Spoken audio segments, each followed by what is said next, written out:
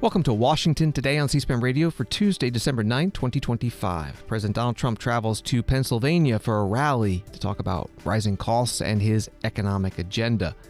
Senate Republicans say they will offer an alternative health care plan when the Senate Democratic bill to extend expiring Obamacare health insurance enhanced premium supports comes up for a vote on Thursday, and the alternative involves personal health savings accounts.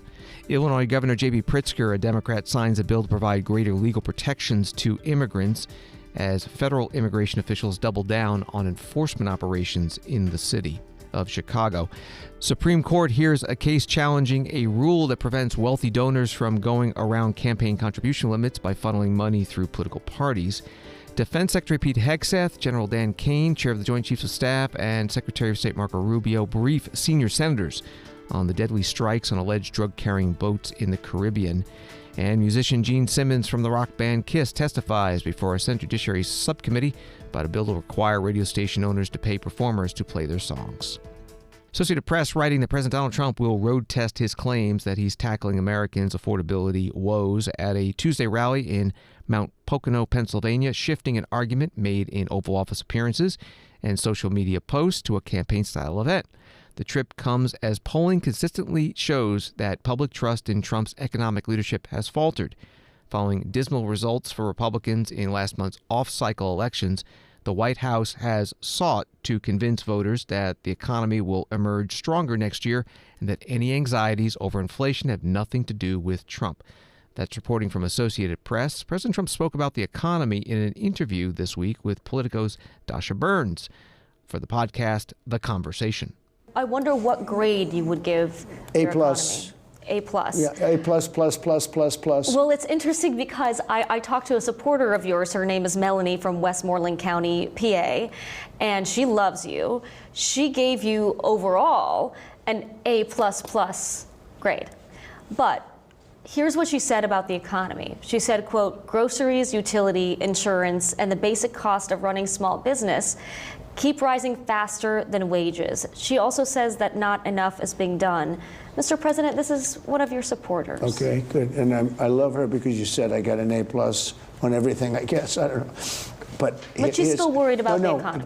But what you have to understand, the word affordability. I inherited a mess. I inherited a total mess. Prices were at an all-time high. When I came in, prices are coming down substantially. Look at energy. You and I discussed before the interview, energy. Energy has come down incredibly. When energy comes down, everything, because it's so much bigger than any other subject, but energy has come down incredibly.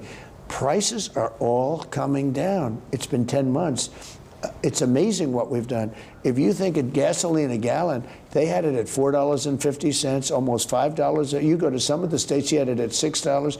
We hit 3 states 2 days ago, $1.99 a gallon. When that happens, everything comes down. Now, everything is coming down. With beef, I've just opened that up, where beef is going to start coming down pretty substantially. Would you consider more carve-outs on other goods that Americans find too expensive? Well, some carve-outs, you mean from tariffs? From tariffs, yeah. Like coffee, like bananas. Sure, and I've done that already with coffee.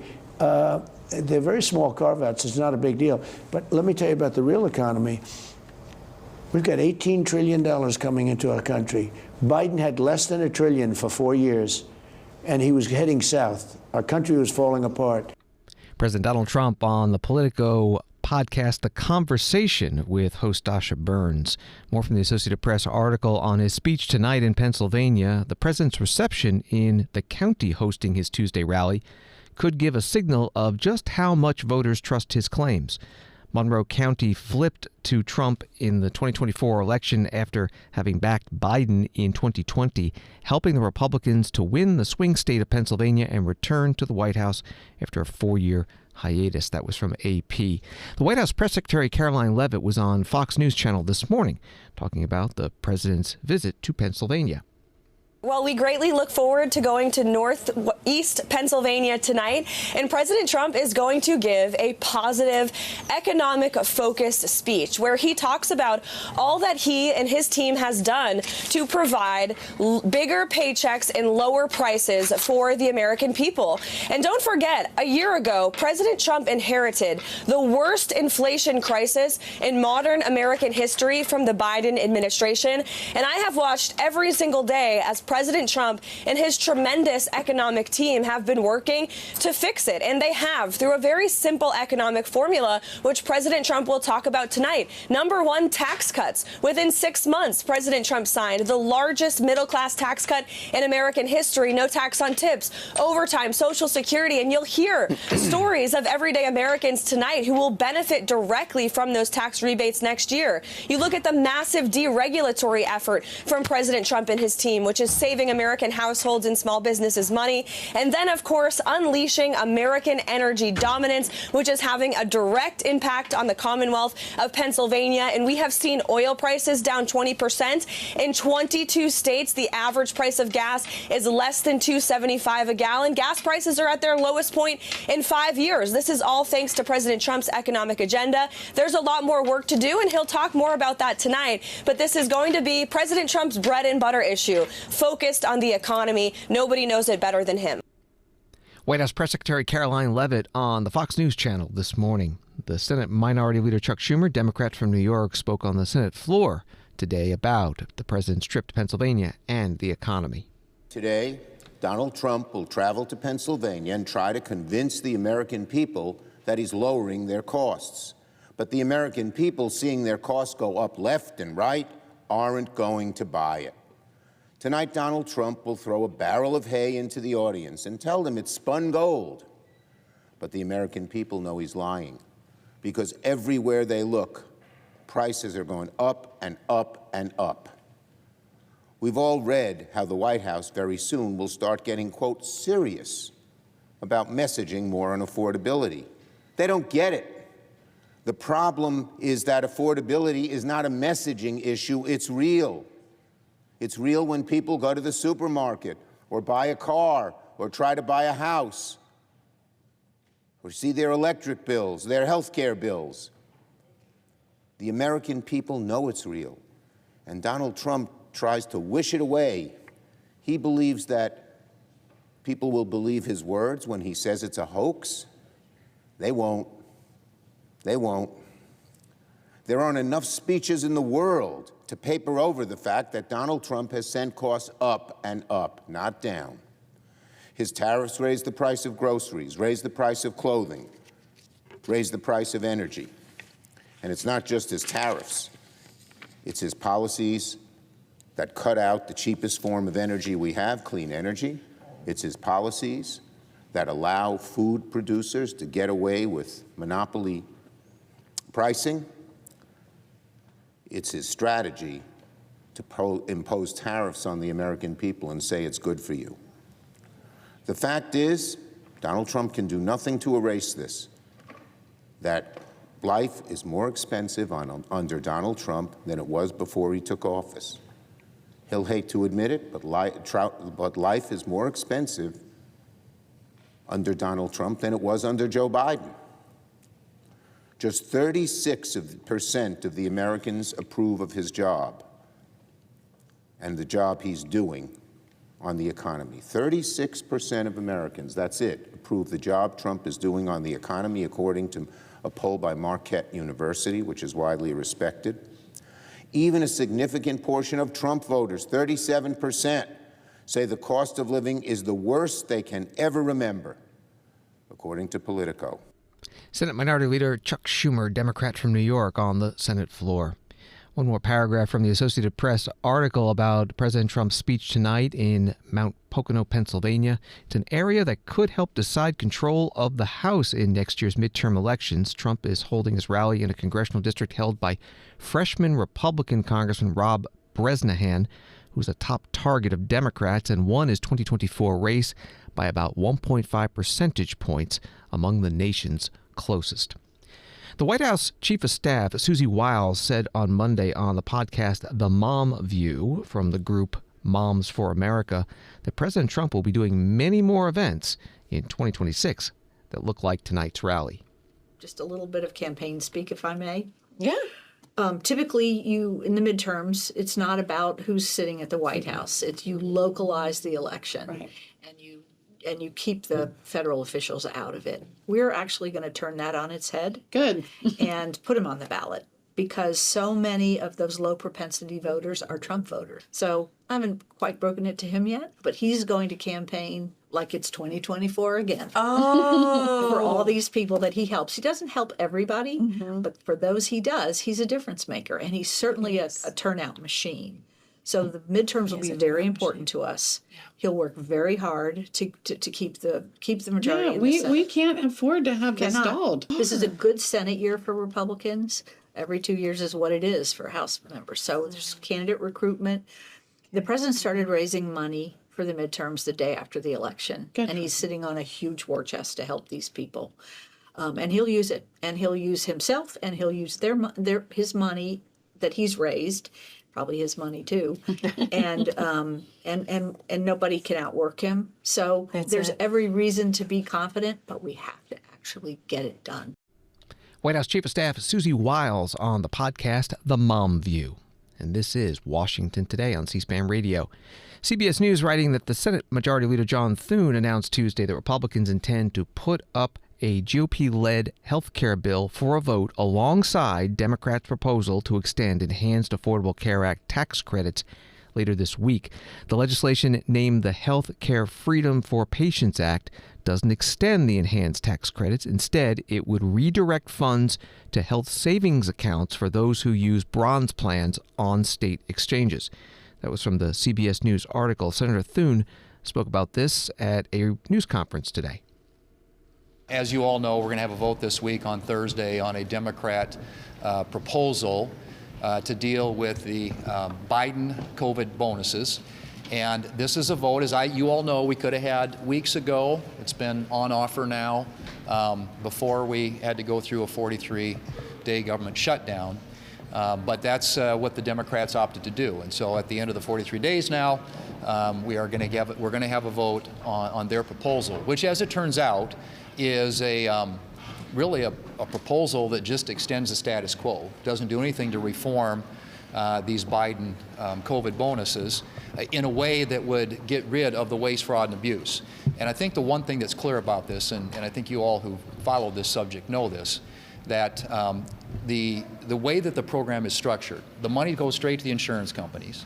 And the way that we think this ought to work is you ought to come up with a way in which you can deliver the benefit to the patients and not to the insurance companies, and that you shouldn't have hardworking Americans subsidizing affluent people who make a lot of money. And that's what their proposal continues to do. There is no income limit. There are $0 premiums. There are millions of Americans who don't even know they have coverage, and they have decided not to do anything. Zero reforms to this program. And so the bill that they're going to put on the floor will fail. But that doesn't mean that there isn't a path forward here. We also will have a vote. Our members have decided that we're going to vote on a Crapo-Cassidy proposal, which does the things that I mentioned. It actually does make health insurance premiums more affordable. It drives down, according to the Congressional Budget Office, premiums by double-digit levels. It delivers the benefit directly to the patient, not to the insurance company, and it does it in a way that actually saves money. So to the taxpayer. That is a win-win proposal. So that is an alternative that we will put forward and that we will have a vote on Thursday. And we'll see where the Democrats come down on that. Senate Majority Leader John Thun, Republican from South Dakota, at a news conference with other Senate Republican leaders. He referred to Crapo-Cassidy. That's Mike Crapo, Republican from Idaho, who chairs the Finance Committee, and Bill Cassidy, Republican from Louisiana, who chairs the Health Committee. Senate Democratic leaders also held a news conference today to promote their 3-year extension of the enhanced premium supports for the Affordable Care Act expiring tax credits. Here is Ron Wyden, Democrat from Oregon. He is the Finance Committee ranking member. Unless the Senate and the House act this week, in a few days, millions of Americans are going to face a god-awful choice: Do they pay thousands more to keep my health care, or do I take the risk of going without? Democrats have offered a simple solution. Let's extend the tax credits without making changes at the 11th hour. After that, let's see where we can work together to make the health care system better. Late last night, Republicans in the Senate revealed their alternative.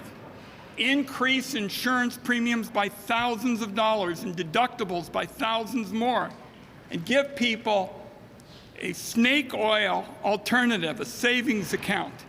And they don't even do anything about criminal penalties for fraudsters the way we do. I'm going to use two examples to illustrate how disconnected the Republican plan is from the reality that Americans face. First, imagine a woman nearing Medicare age who's battling breast cancer. She's going to have another round of chemo in January, so she needs to sign up by next week. Crumbs in a savings account are not going to do much for her. Maybe she'll find out as we go that we have a better alternative. We're also going to imagine a young couple planning to start a family next year. Giving birth costs thousands and thousands of dollars, and they want to be prepared with the right insurance plan. Looking at the current premiums for a plan that covers their hospital stay isn't going to do much for them.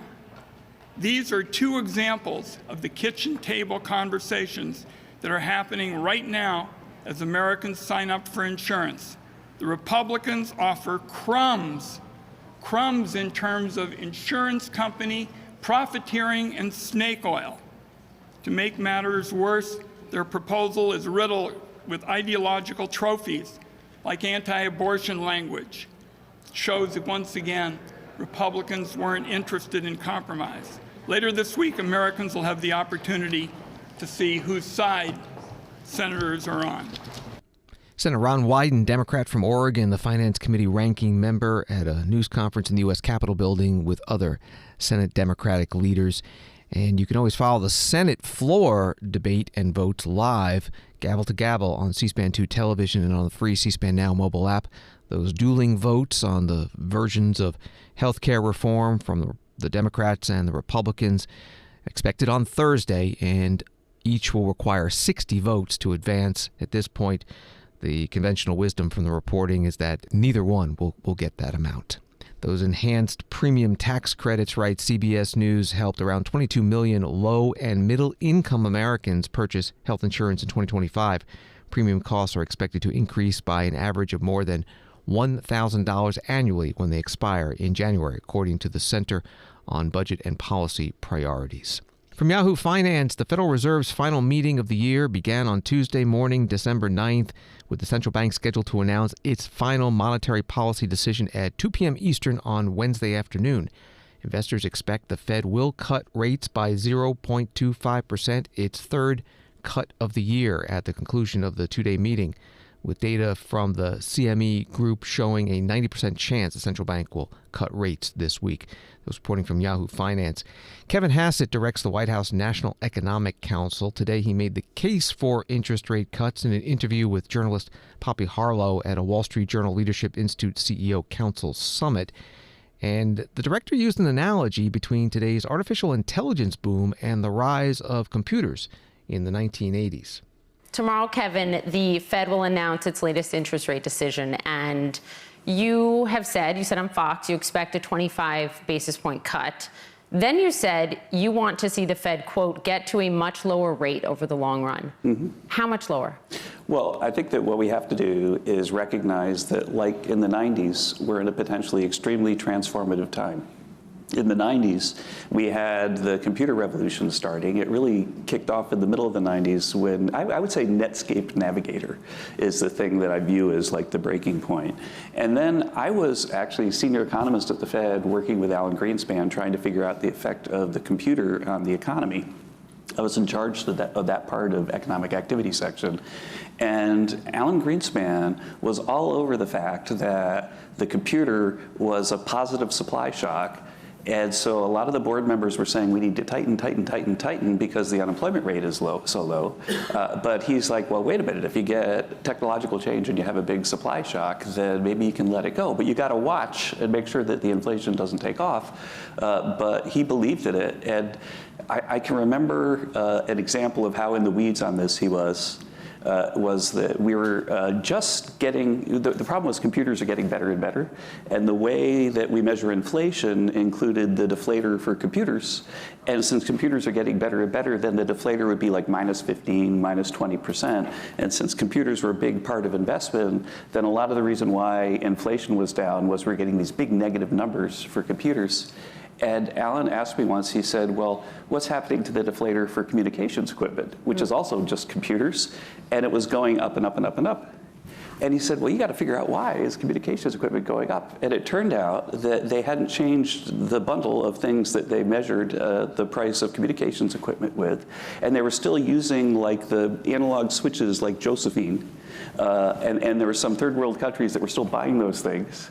And so that was the communications deflator. But we were all starting to buy switches. So lesson learned is that I probably just finished 10 seconds of the story, so that if you use the computer deflator to deflate communications equipment, then the inflation story was like even better. And Alan felt more comfortable sort of letting growth roll. Okay. And I think that right now AI is a bigger story productivity-wise than the computer. Kevin Hassett, director of the White House National Economic Council, interviewed by journalist and Day 2 media founder Poppy Harlow at the Wall Street Journal Leadership Institute CEO Council Summit. The Federal Reserve Chair Jerome Powell will be holding a news conference on Wednesday at 2:30 p.m. Eastern on the decision whether to cut interest rates. We'll have live coverage on the C-SPAN networks. Wall Street today, the Dow down 179, NASDAQ up 30, S&P down 6. Governor J.B. Pritzker, writes the Chicago Tribune, on Tuesday signed into law a ban on federal agents making certain arrests near courthouses and easing a path for individuals to sue if they think their rights were violated during civil immigration arrests, capping off months of resistance to the Trump administration's sometimes violent enforcement crackdown in Chicago and the suburbs. In addition to the provisions on courts and private action, the bill also asks hospitals, daycare centers, and higher education institutions to put policies on the books about how they would respond to the presence of federal immigration agents following incidents of ICE activity at or near some of those locations across the Chicago area. Reporting from the Chicago Tribune, Governor Pritzker signed the law in Little Village, a part of Chicago with a lot of Mexican Americans.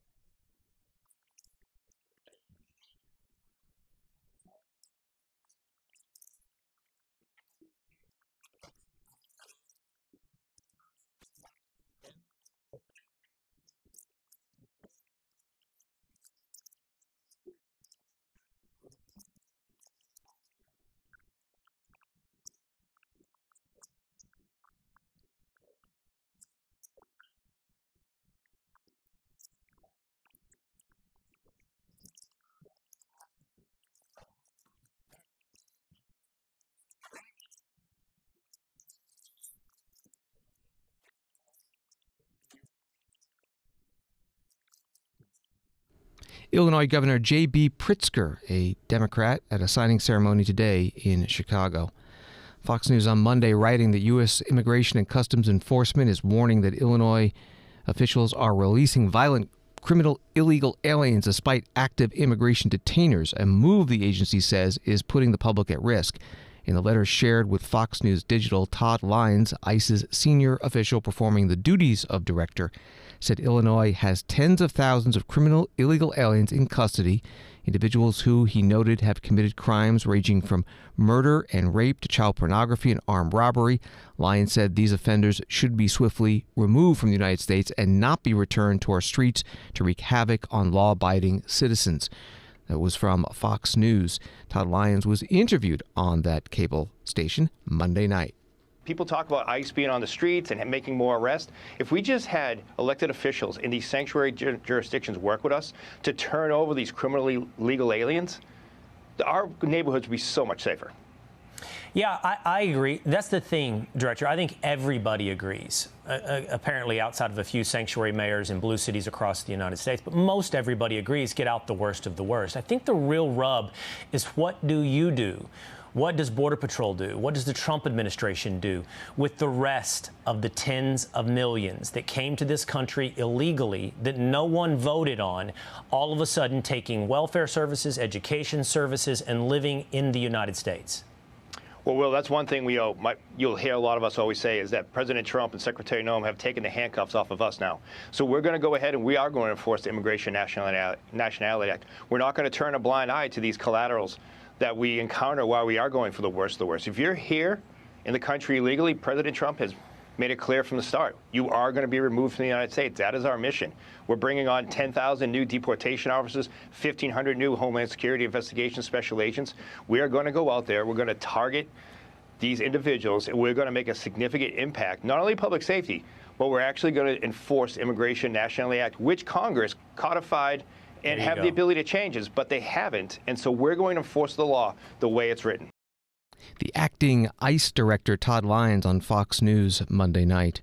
The progressive news site Common Dreams writes, despite U.S. Homeland Security Secretary Kristi Noem's claim that no American citizens have been arrested or detained as part of the Trump administration's violent and widely condemned immigration operations, ProPublica has tracked more than 170 cases, and a Senate report released Tuesday shares the stories of 22 of them. Senator Richard Blumenthal, Democrat of Connecticut, the top Democrat on the Permanent Subcommittee on Investigations, released the report titled Unchecked Authority, Examining the Trump Administration's Extrajudicial Immigration Detentions of U.S. Citizens. Again, reporting from the site commondreams.com. Washington, D.C.'s police chief Pamela Smith has announced she is leaving her position after 2.5 years. NBC4 writes that Smith took over as chief in July 2023 when D.C. was experiencing a spike in violent crime, particularly homicides. As chief, she has overseen a dramatic drop in crime in just about every category.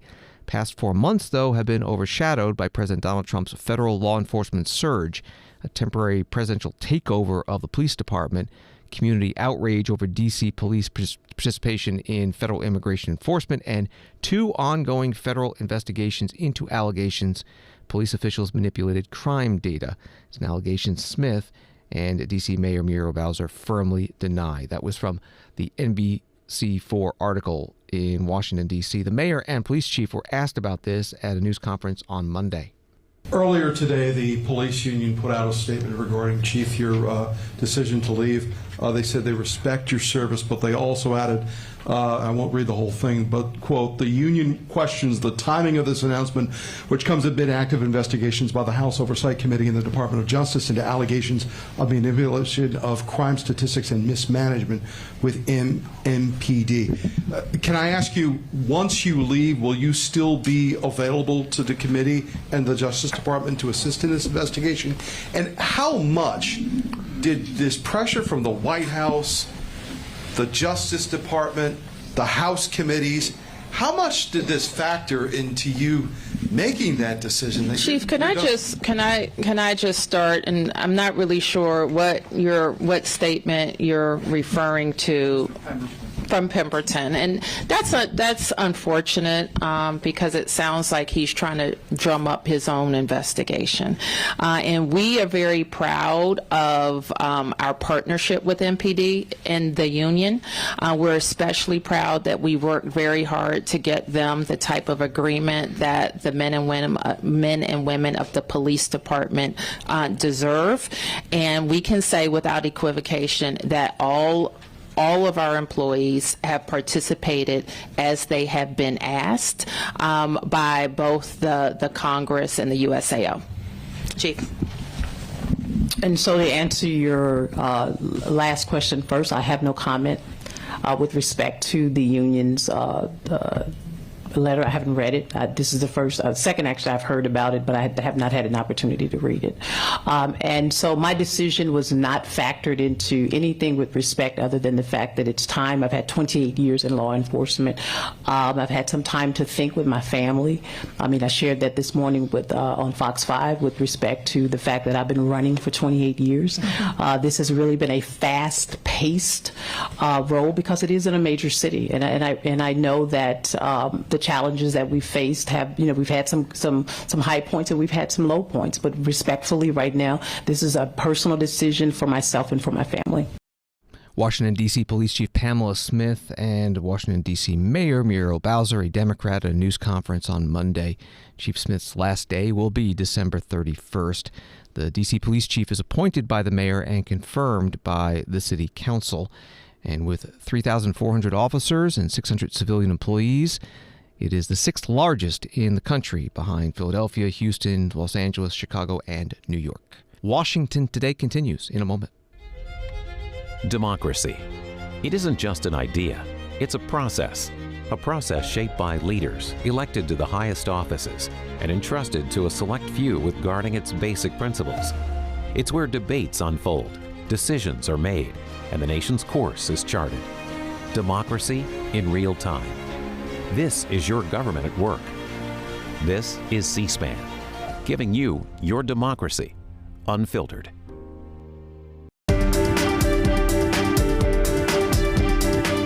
Welcome back to Washington Today, available as a podcast on the free C-SPAN Now mobile app and wherever you find your podcasts. Story from Reuters: a divided U.S. Supreme Court wrestled on Tuesday with a Republican-led bid to strike down, on free speech grounds, federal limits on spending by political parties in coordination with candidates in a case involving Vice President J.D. Vance. At least 4 of the 6 conservative justices appeared sympathetic toward the challenge during more than 2 hours of argument in the case, with the court's 3 liberal members seeming inclined to preserve the spending limits. The dispute centers on whether federal limits on coordinated campaign spending violate the U.S. Constitution's First Amendment protection against government abridgment of freedom of speech. That was from Reuters. Here is part of the oral argument, attorney Roman Martinez defending the limits, then questioned by Justice Brett Kavanaugh. Right now, there are 2 limits that apply: the donor to party and then the party to candidate. So we're essentially going to get rid of the second one because coordinated expenditures are going to be unlimited. That limit goes away. Then you asked him, well, what about the first limit, donor to party? He said, oh, we're not taking a position, and wink, wink, he said, don't be blind to reality. The reality is they're going to be coming back and asking you to overturn that, and that the logic that they're asking you to embrace here is going to mean that that provision falls too. So what's that going to leave? It's going to leave the donor with the ability to give infinite money to the party, which the Solicitor General tells you is inextricably intertwined with the candidate, and then the party can make unlimited coordinated expenditures, which, by the way, aren't just about speech. It's paying the electric bill, it's paying the florist bill, it's paying the pizza bill, it's any expense that the campaign wants. What about the idea that the parties are, I've said this multiple times, but the parties have been weakened overall, and this case is at least, I think Mr. Francisco said, starts to restore the strength of parties, although obviously it doesn't get them all the way there, in competing with outside groups? Look, I think if that were really their concern, what they could have done is file a very different type of challenge. And if the problem is, look, super PACs have too much ability, then what they should have done is Don't you think that's a real concern? I think that if that were their real concern. Do you think that's a real concern? The parties are very much weakened and disadvantaged compared to the outside groups. At least that's I think the answer to that concern is to say that parties should be able to get unlimited contributions, but only so long as that money is used for their independent expenditures that were blessed in Colorado 1. I think that's a solution that's rational, that's consistent with the general framework, with the distinction between expenditures and contribution limits, and that doesn't require unrolling and unraveling 50 years of campaign finance law. That's not what they asked for. And they didn't ask for it for a reason, because what they're really aiming at is all the other laws that they want to take down. Roman Martinez arguing before the U.S. Supreme Court. Questions coming from Justice Brett Kavanaugh. The case is National Republican Senatorial Committee v. Federal Election Commission. Justice Sonia Sotomayor, in her questioning of Noel Francisco, attorney for the NRSC, referenced billionaire Elon Musk, though she never said the name. You're telling us that Citizens United and McCutcheon ended up, yes, in amplifying the voice of corporations, but diminishing another voice, that of the party. Now you want to now tinker some more and try to raise the voice of one party. Our tinkering causes more harm than it does good. Your Honor, I personally never think free speech makes things worse. I think it virtually always makes it better.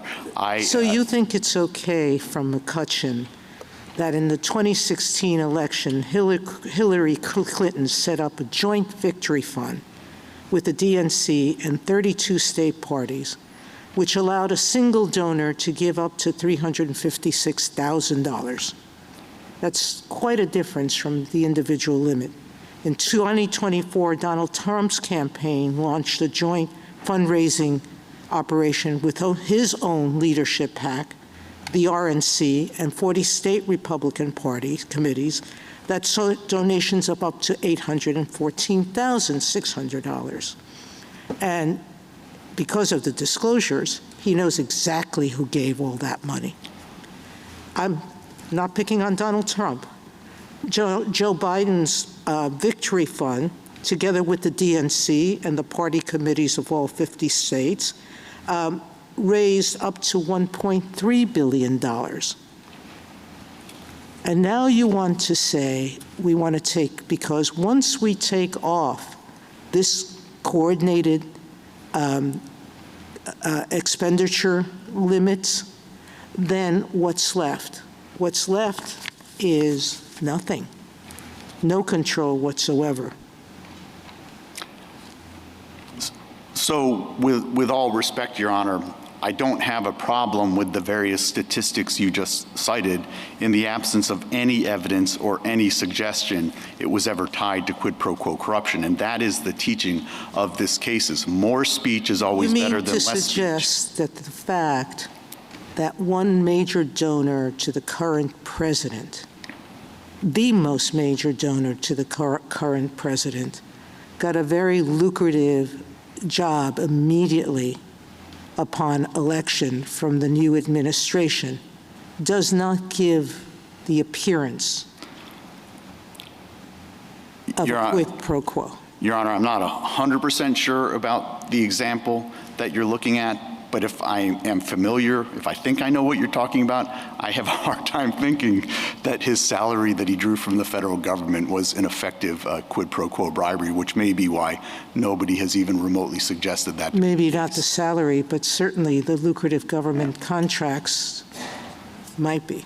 Supreme Court Justice Sonia Sotomayor questioning Noel Francisco, attorney for the National Republican Senatorial Committee, in today's Supreme Court oral argument in the case NRSC v. FEC, that's Federal Election Commission.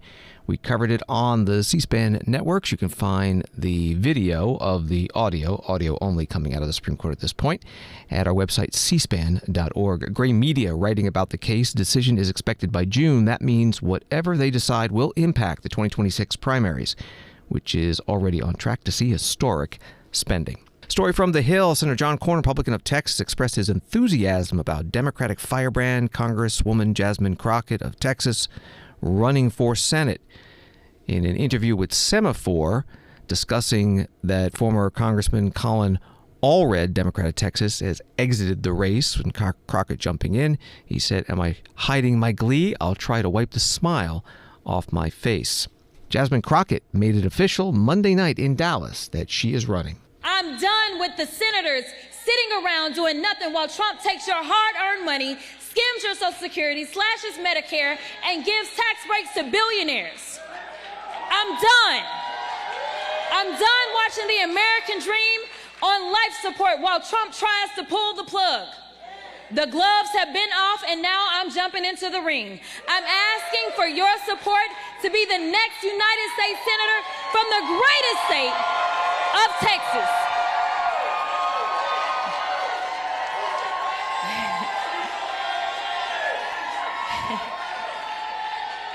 running because I don't ever lose focus of the people and what we deserve. We deserve a government that is by the people and of the people, not one that's bought and paid for, not politicians who are self-serving and line their own pockets. Most of you know that I am a civil rights and criminal defense attorney, that I made a living arguing cases before juries and fighting for Texas who were harmed to receive justice. I have won cases and convinced juries in the deepest, reddest parts of this state. And I'm ready to make the case to the people of the great state of Texas. When Texas turns blue, it won't be because of any one candidate, but because of each and every one of you doing your part. Turning Texas blue is what I want to talk to y'all about today. Now, there are those that say, ain't no way, we done tried it 50 kinds of ways. Let me be clear, y'all ain't never tried it the JC way. We used to telling us what I can't do, but they have no idea what Crockett's crew will do. And so I just want to be clear, for all the haters in the back, listen up real loud. We gonna get this thing done. Congresswoman Jasmine Crockett, Democrat from Texas, Monday night in Dallas. Senator John Cornyn, Republican of Texas, running for re-election, interviewed today on Fox News. You've got a new challenger, Jasmine Crockett, who's already looking past the Democratic primary and toward the general election. Here is what she is saying about you. Listen here. We all know that Senator John Cornyn does not have the guts to stand up to Trump. But I can tell y'all who does. I do. He used to speak out against Trump, the candidate, and denounce the border wall. What happened, Big John? Because now all you're doing is bending the knee, kissing the ring, and running ads about how you vote 99% of the time with Trump. You are running ads saying that you vote with President Trump a lot of the time, maybe 99%, but you see that as being a plus. What do you say about Jasmine Crockett entering the fray yesterday? Well, Kamala Harris got about 42% of the vote in 2024, and I bet Jasmine Crockett will not exceed that. She'll be lucky if she does. She's simply the Alexandria Cortez AOC of Texas, and that may work in New York, but it won't work in Texas. So President Trump is a good friend of yours. He is, for the moment, withholding any endorsement of you. Ken Paxton, the Attorney General of Texas, is also in this race. Here's what the president said yesterday. I like both guys. They're both friends of mine, and they're both good and very different. So he's withholding right now. What are you going to do to get his endorsement? Because obviously you believe that standing hand in hand with President Trump is good for your re-election, but he's not there yet. What do you say? Well, I've talked to President Trump on a frequent basis, most recently on Sunday, and I've enjoyed working with him and trying to help him. I want him to be successful. But I think, he's going to have his own timetable. In the meantime, we can't wait, and we are working as hard as we can toward that March 3rd primary date.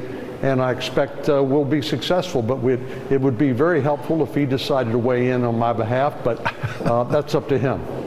Senator John Cornyn, Republican from Texas, who has held that seat since 2002, today on Fox News Channel. Both he and Congresswoman Jasmine Crockett on the Democratic side have several primary challengers. And the Senate race in Texas is rated as likely Republican by the nonpartisan Cook Political Report with Amy Walter. Associated Press reports that the U.S. Navy admiral who is retiring early from command of the campaign to destroy vessels allegedly carrying drugs near Venezuela spoke to key lawmakers Tuesday as Congress seeks more answers on President Donald Trump's mission, which in one instance killed 2 survivors clinging to the wreckage of an initial strike. Classified video call between Admiral Alvin Halsey, who was retiring from the U.S. Southern Command in the coming days, and the GOP chair and ranking Democrat of the Senate Armed Services Committee represented another determined step by lawmakers to demand an accounting from the Department of Defense on the threats against Venezuela and the strikes, especially after a report that 2 survivors were killed during one operation in September. That's from Associated Press. Also today, Defense Secretary Pete Hegseth and General Dan Caine, chair of the Joint Chiefs of Staff, And Secretary of State Marco Rubio briefed the so-called Gang of 8 lawmakers, that's the Intelligence Committee and Senate and House of Representatives leaders from both parties. The Senate Minority Leader Chuck Schumer came out and spoke with reporters after. It was a very unsatisfying briefing. I asked Secretary Hegseth, Secretary of Defense Hegseth, would he let every member of Congress see the unedited videos of the September 2nd strike? His answer, we have to study it. Well, in my view, they've studied it long enough, and Congress ought to be able to see it. I told him that every member of Congress, so many members of Congress, Democrat and Republican, had a right to see it, wanted to see it, and should see it. In terms of Venezuela, I asked them what their strategy is and what they were doing. Again, did not get satisfying answers at all. Were you able to see the video for yourself, sir? Did you see the video, sir? What's up, guys? Senator Chuck Schumer, Democrat from New York, the minority leader, speaking to reporters. Also coming out from the closed meeting, Senator Mark Warner, Democrat from Virginia, who is the Intelligence Committee Vice Chair. Senator, did the Secretary Hegseth give you an update on the status of reviewing the video? He said that he's reviewing it before he can that is, I got the question, or he said he's still on a review process. But again, even if you grant the Secretary all the benefit of the doubt and say, under this multi-hour video, some parts might be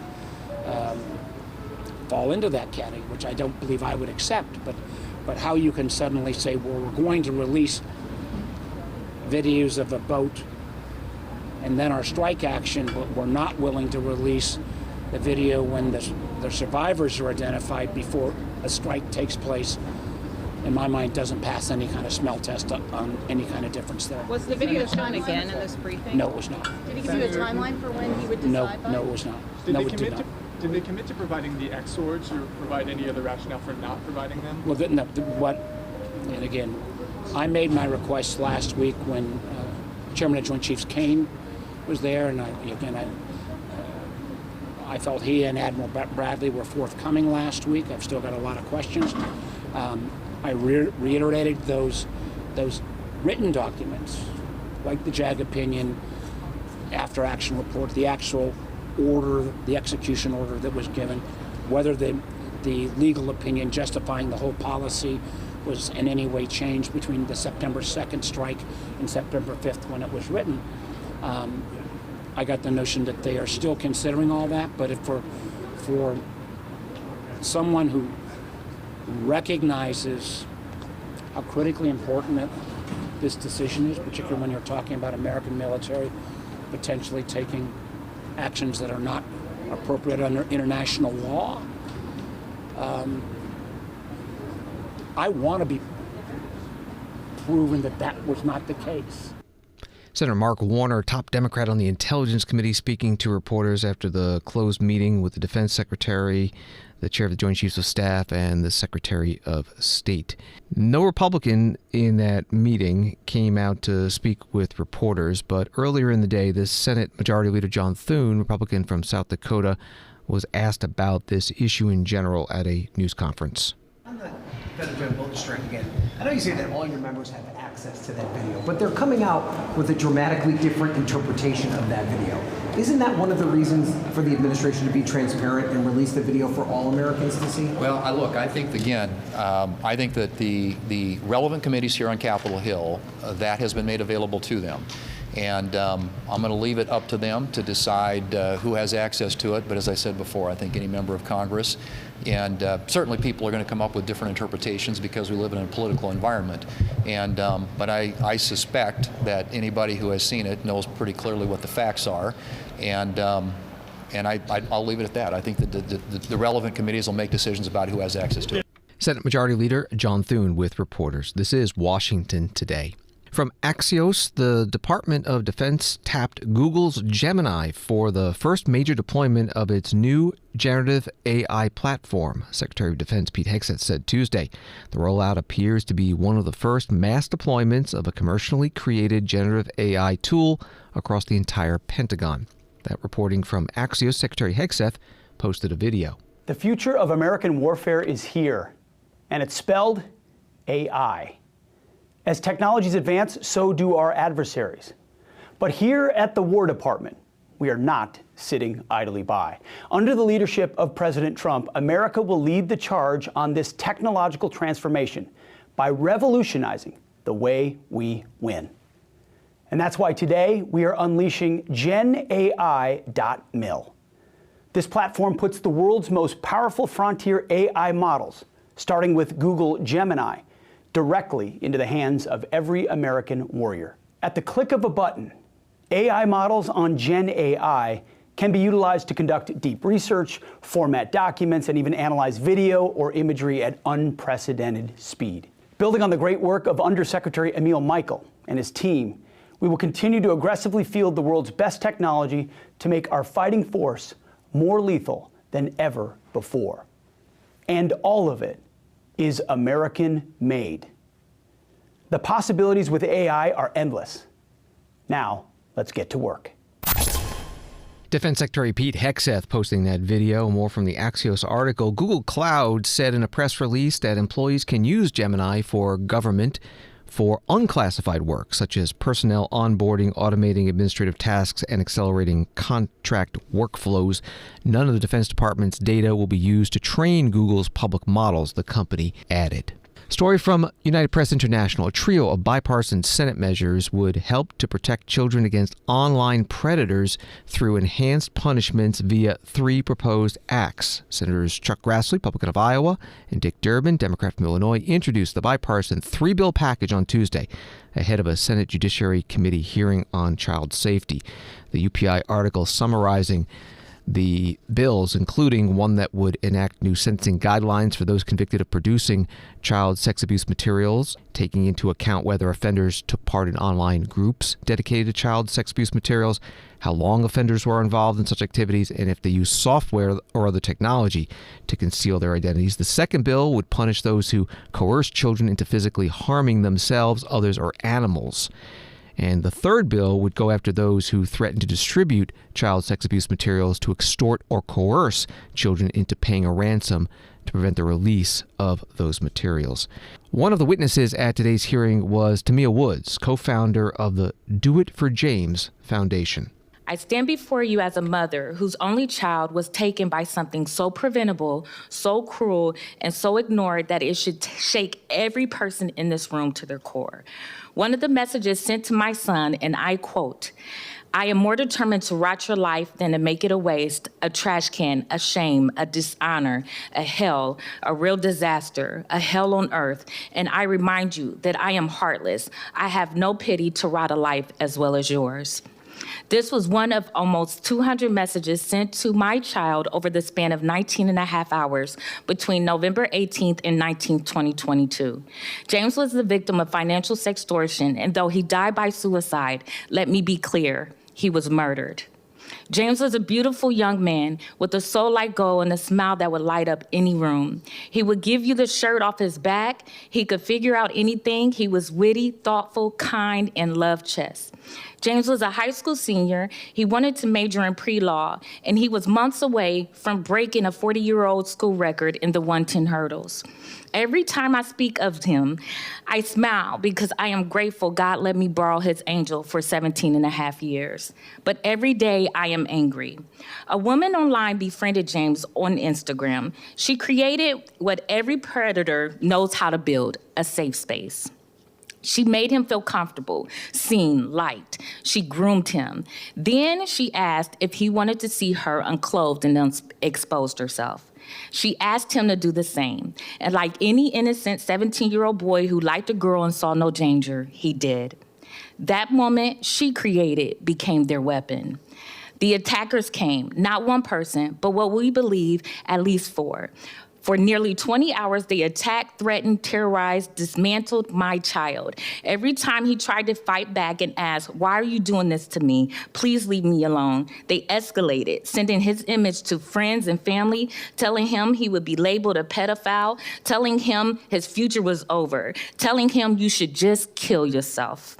And in those last moments, my son, who had everything to live for, felt like he had no other choice. A day that started with laughter, college friends, and joy ended with my husband finding our child unalive in our home in the middle of the day. No parent should ever enter a room and see that.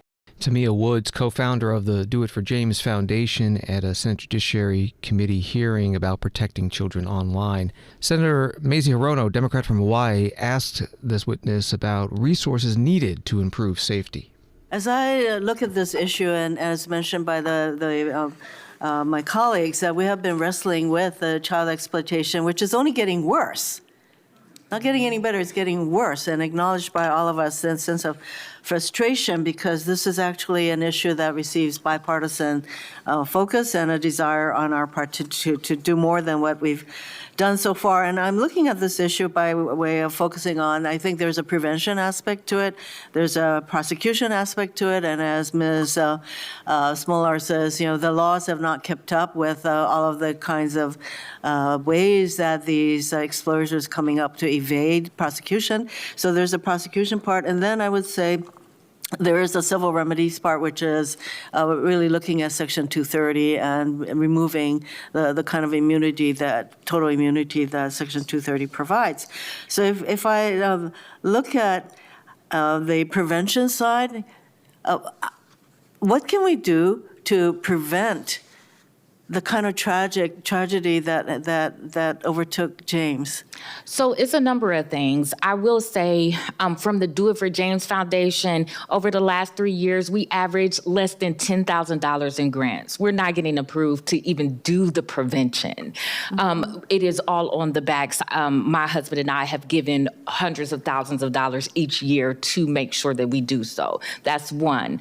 Two, we have to make this a demand to talk about it in schools. My husband and I have talked to well over 200,000 children, and because we made them aware of something they knew about but didn't know quite it was illegal, nor did they know what it was called, it led to 4 arrests and 2 being investigated, and hundreds of kids being saved by dying by suicide. So we have to make sure that not only are you all educated, not only are our law enforcement agents educated, but also our children need to be included in this education so that we know what to do. If we were ever presented by these murderers out there, that we can let the kids know that they need to call NECMEC and make sure that they have references that they needed and resources.